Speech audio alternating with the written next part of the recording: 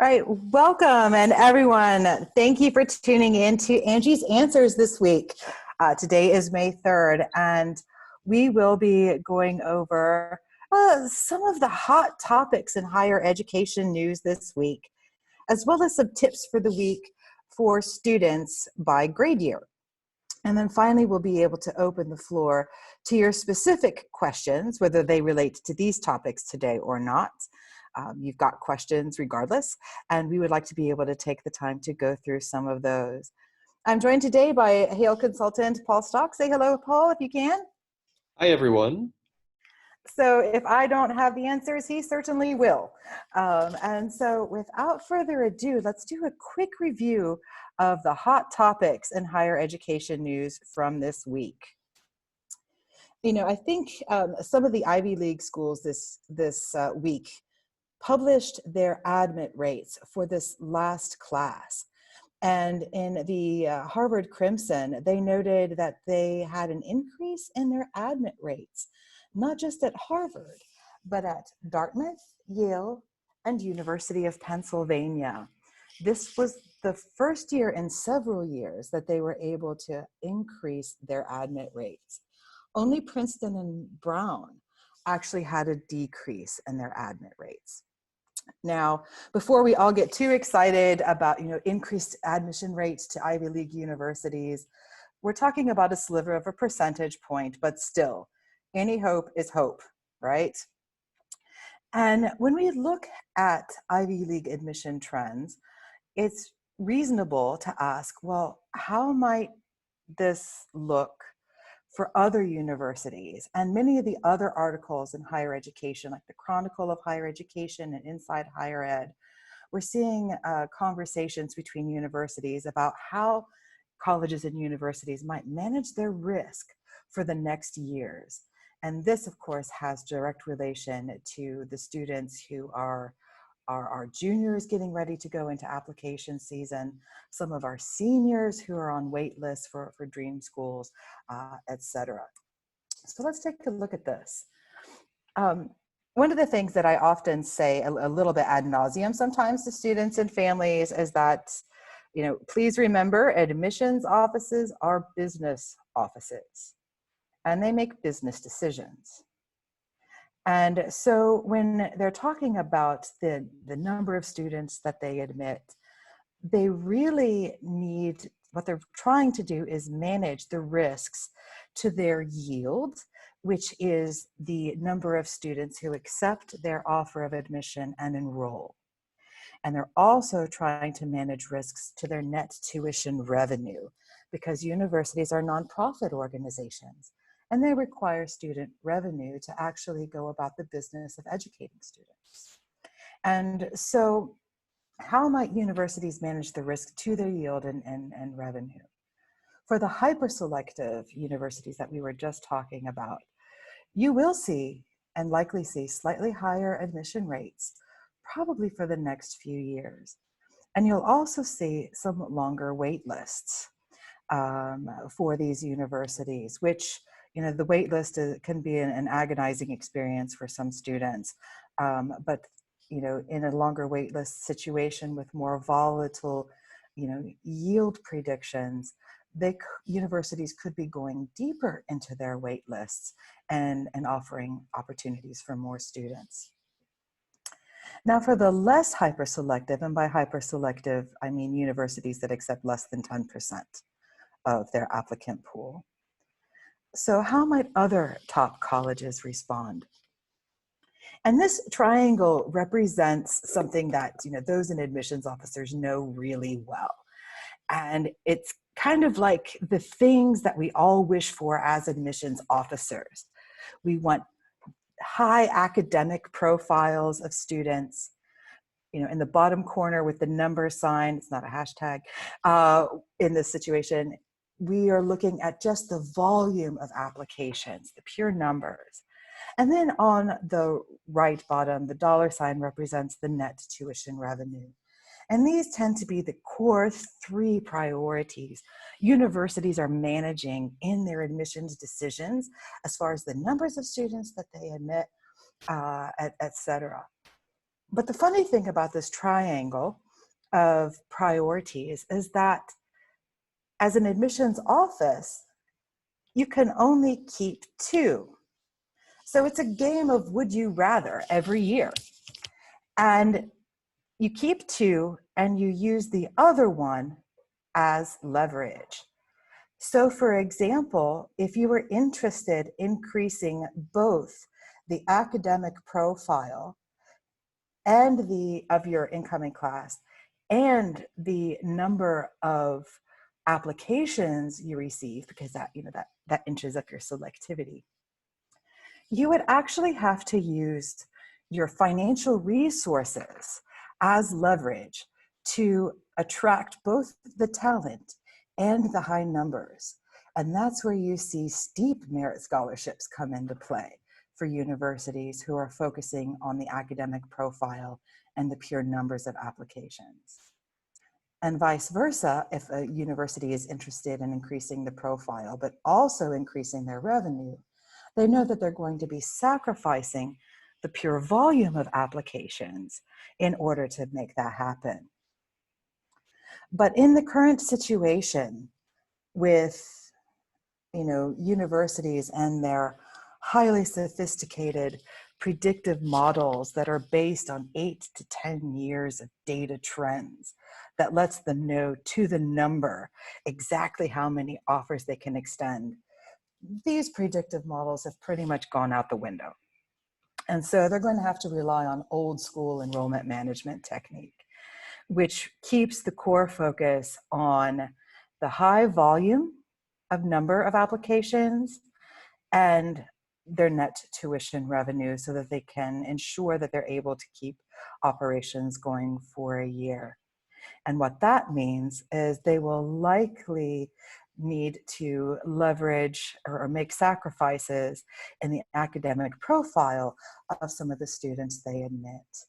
And that means you're going to see higher admit rates again, probably in the next year and maybe 2 years. And you're going to see some universities make surprising choices, admitting students with slightly lower academic profiles than they have in the past. And for these students who are kind of like on the cusp, who have the achievements outside of class, but whose test scores might not be as competitive, might have a few more doors open to them than they would have otherwise, which of course is good news for students. And actually good news for universities too, because they now get to actually entertain some really awesome students that they might not have considered before. Let's take a look now at, why are we going backwards? That's interesting. My apologies for the technical delay here. So let's take a look now at the tips for the week by grade. For those students who are current in their graduating year, keep your eyes open for news about your I-20 visa invitations and any updates about the university plans for fall. This week, we heard from Purdue University that they are suspending the I-20 visa invitations and that for international students, courses in the fall will be delivered online. They are the first to make such a clear-cut designation about what's going to happen. And, I applaud them for, really helping students have a clear idea about what to expect so they can make, their appropriate choices. So, but each university is in a different situation. So for you 2020 students, keep a lookout for those news from the universities in which you chose to enroll and any kind of updates in that regard. For our juniors in the class of 2021, this week, mark your calendars and set your Siri and Alexa reminders, because the week of May 26th, if you don't set those reminders, you might forget. The College Board will announce that week when and how to register for the fall dates of the SAT subject test and the full test. This also goes for the class of 2022. For juniors, also continue to work towards your full first draft of a personal statement. Aggressively attend to your extracurricular initiatives, those things with which you are showing leadership, because this is the summer where, you are supposed to be taking the things that you love and creating an ever-widening sphere of influence. While we're stuck at home, the internet has international influence. I guess we can see that as a silver lining, but do indeed pay close attention to this, because this is one of your biggest opportunities for standing out come fall application season. Also, it's time to discuss your school list strategy with both your parents and your consultant. This last week, an email invitation went out to all parents for Building a Strategic School List, the Parent Edition, which is a workshop series of 5 short videos that walks parents through what goes into a school list strategy, as well as some information about the profiles of admitted students, the cost of an education in the US, and the role of scholarships and how that can affect a school list, et cetera.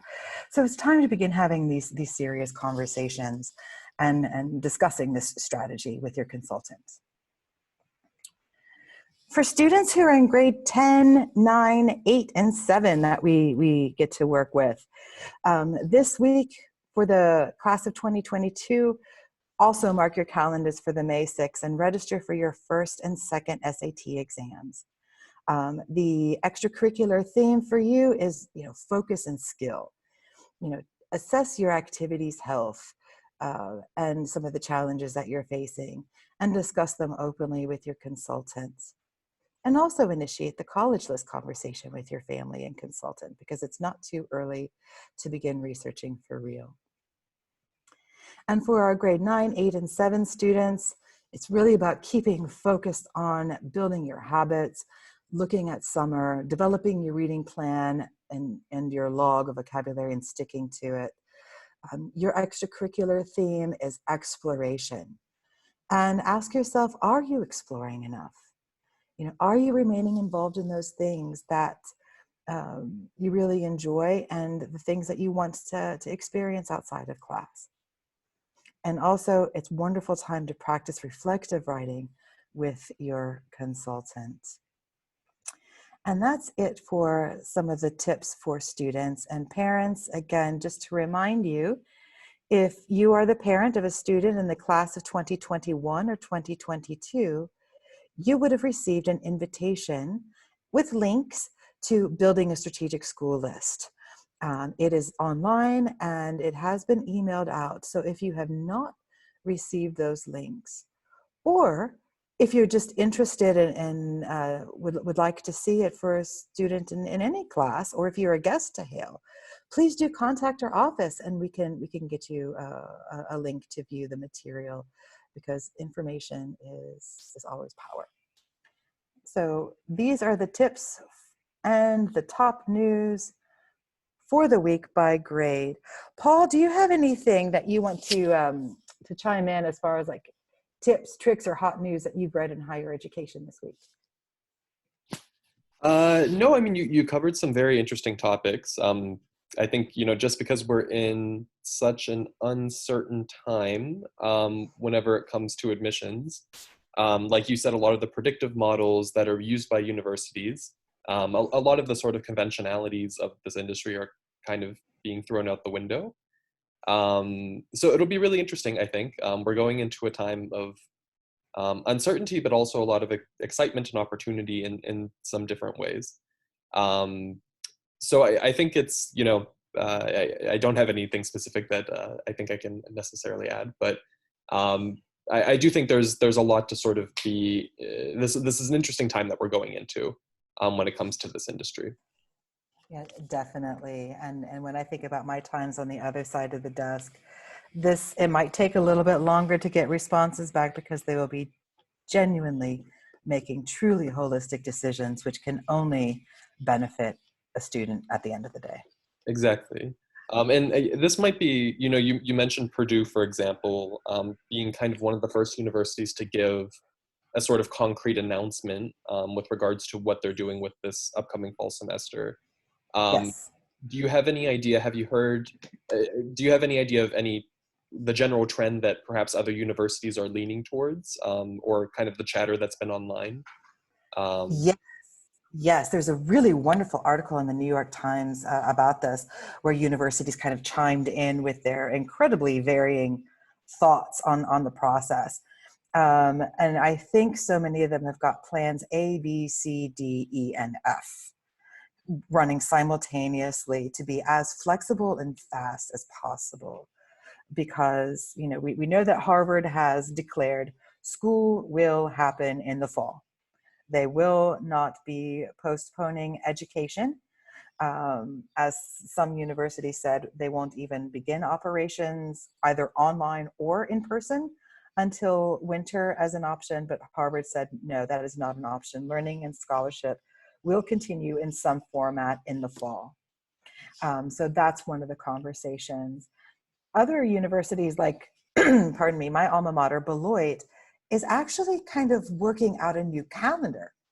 Instead of running on a semester calendar of 3 to 4 courses being full-time for the full semester, they're breaking them into block schedule. So courses will run more along the quarter line, or every 2 months, there'll be a set of 2 classes that are done intensively together.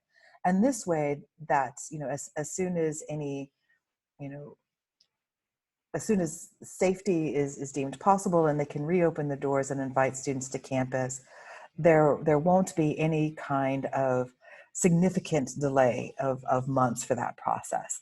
And that way they can be far more flexible with the state of the world, with getting students physically to campus, but also making the coursework, if it's online, a little bit more manageable by keeping it intense and 2 classes at a time for shorter periods of time. So those are some of the trends that we're seeing in the news.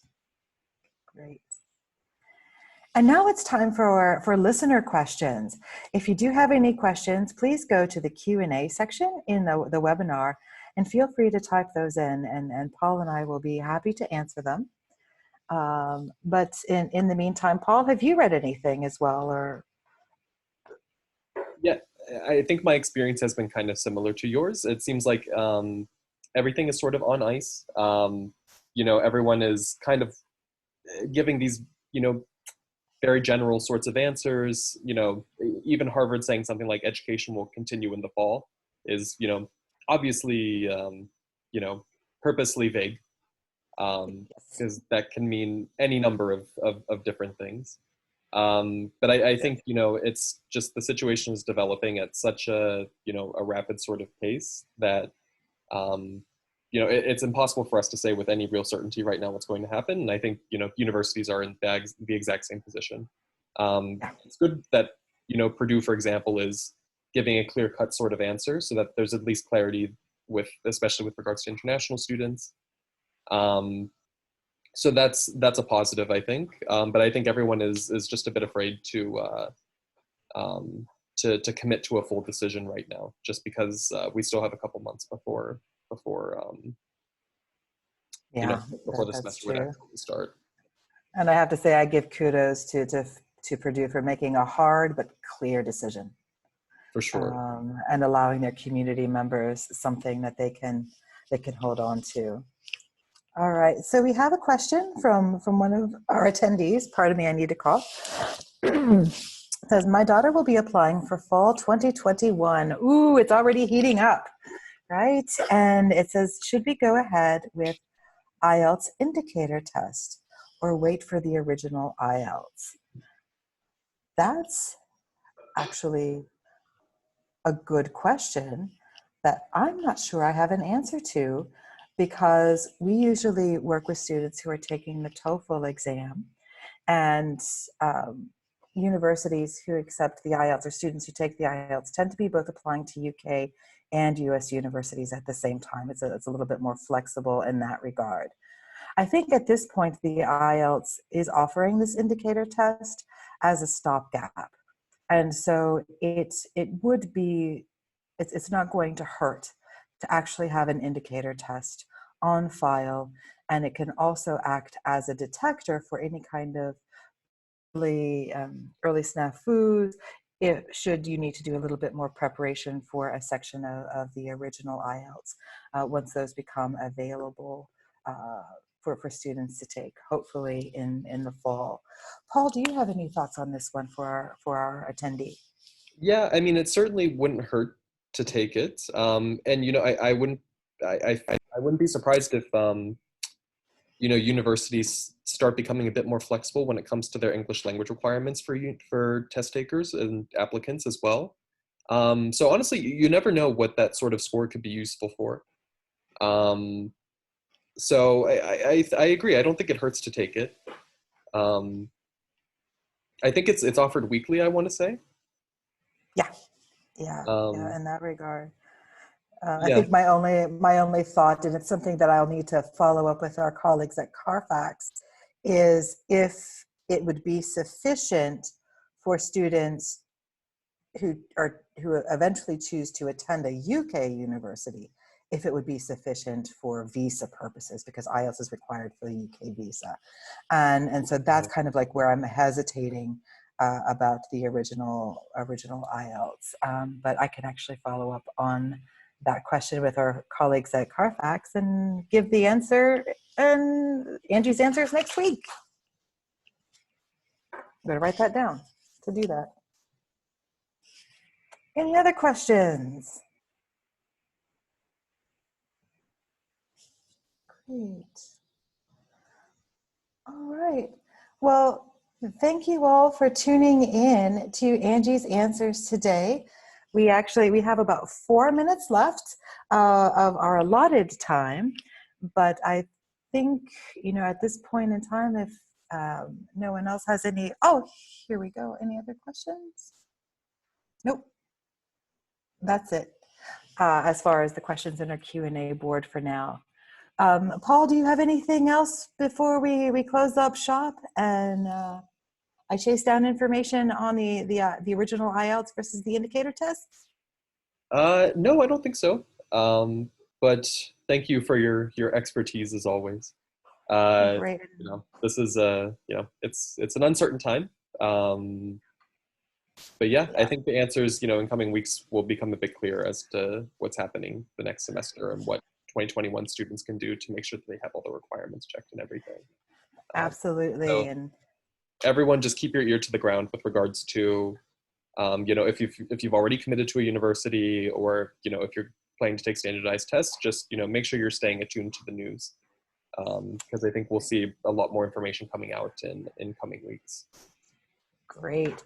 And next week we'll be back with other hot topics in higher education news to help in the event that you're finding trouble or having trouble finding some of that information as we go through the days, because it does seem to change day by day. So tune in next week for the news in higher education, tips for the weeks, and have your questions ready, because we'll be thrilled to answer them.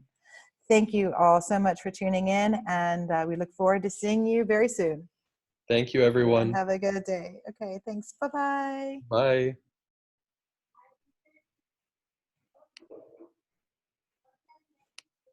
Thank you, Paul. Thank you. Yeah, you enjoy your day. You too. Sorry, one second. Let me see if I can